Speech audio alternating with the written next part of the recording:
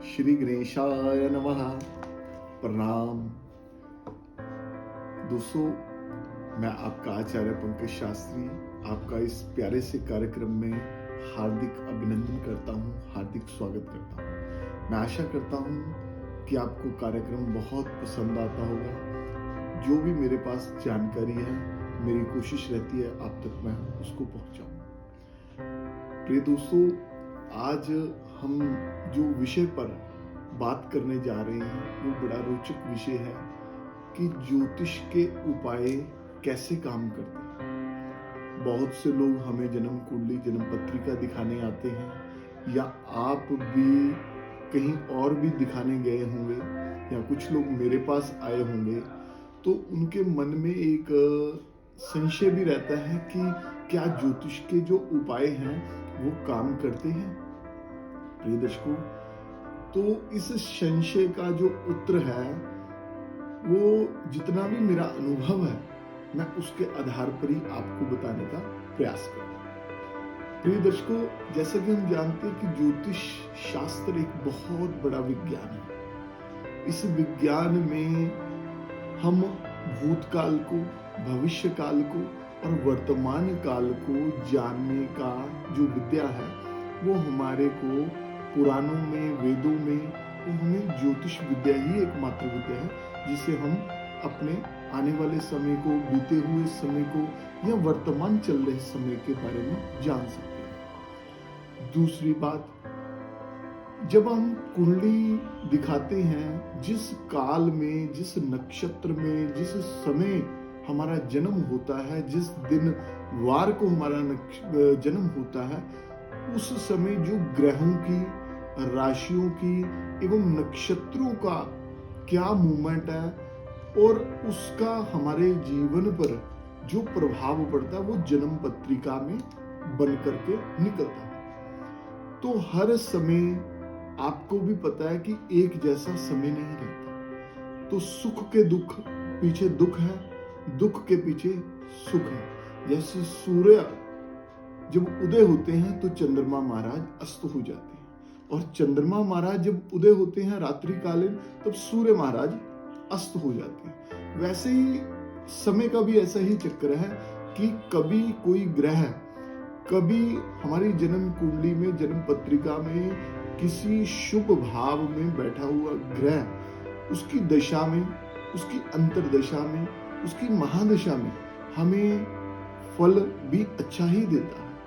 दूसरी बात, जब कोई समय विपरीत चल रहा होता है तब उसका हम कोई ना कोई उपाय करते हैं। अब उपाय के बारे में, हम जो हमारा विषय है उपाय के बारे में है।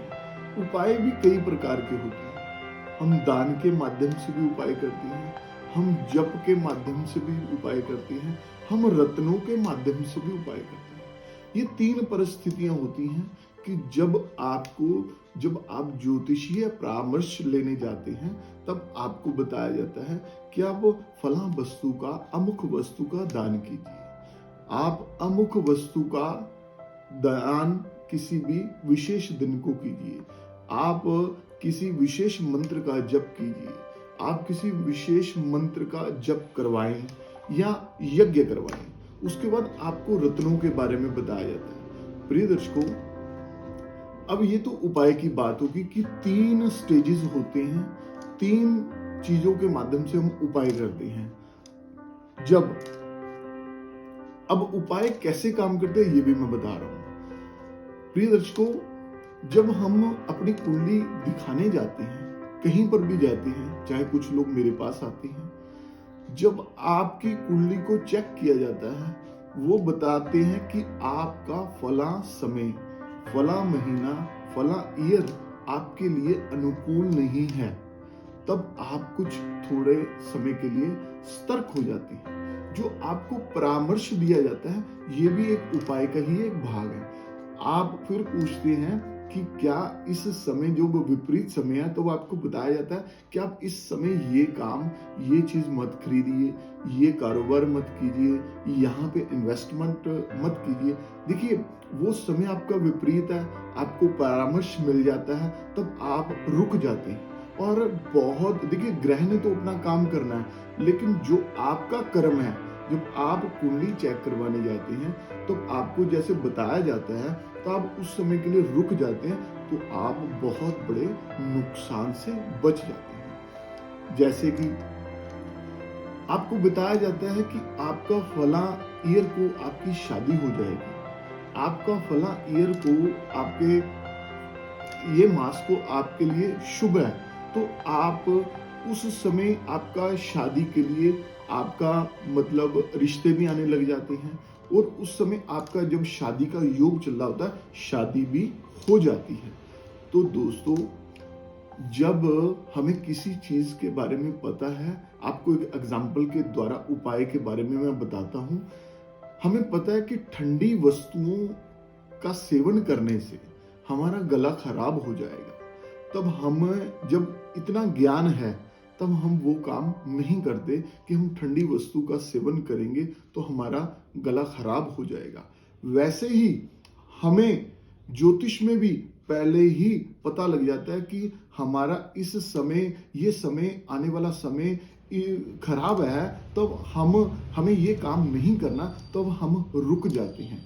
ऐसे ही उपाय का भी ऐसे ही है, या जब हम किसी डॉक्टर के पास परामर्श लेने के लिए जाते हैं तब आपको मेडिसिन दी जाती है, तो मेडिसिन कम से कम आपको उस बीमारी से लड़ने के लिए, आप ध्यान से समझना, उस बीमारी से लड़ने के लिए आपको शक्ति प्रदान करती है और धीरे धीरे वो बीमारी चली जाती है। वैसे ही जब आप कोई रत्न धारण करते हैं, किसी मंत्र का जप करते हैं, कोई दान करते हैं, उस समय, वो समय जो बुरा समय होता है, उससे लड़ने के लिए आपको एक आत्मबल मिलता है।